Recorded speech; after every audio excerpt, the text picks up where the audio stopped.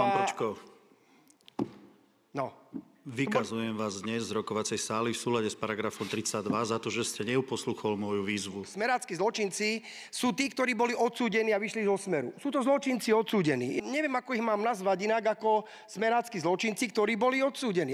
Takže ja som nikoho neurazil, ale smerácky zločinci, tak im mám čo hovoriť? KDH-skí zločinci? Alebo PSK-skí zločinci? No, sú to zločinci.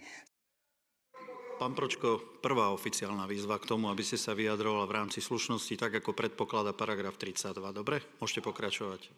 Diktátori, ktorí tu teraz vládnu, diktátori, si to vysvetľujú tak, ako chcú. O chvíľu budeme rokovať o rokovacom poriadku, ktorý si oni prispôsobili tak, ako si ho prispôsobili. Pán poslanec, ďalej vás upozorňujem, že sa odchylujete od predmetu prerokovanej veci. Vráťte sa k predmetu, dobre? Odsúdený, keď bude odsúdený a pôjde do basy, tak bude môcť 7-krát viac telefonovať, bude si môcť kúpiť o 1 000 eur viacej potraviny. Pán Pročko, No. vykazujem vás dnes z rokovacej sály v súlade s paragrafom 32 za to, že ste neuposluchol moju výzvu. Pán Pročko, nepočul ste, čo som vám povedal ako predsedajúci? Som povedal, že ste vykázaní pre dnešok okrem hlasovania, dobre? Pretože porušujete paragraf 32.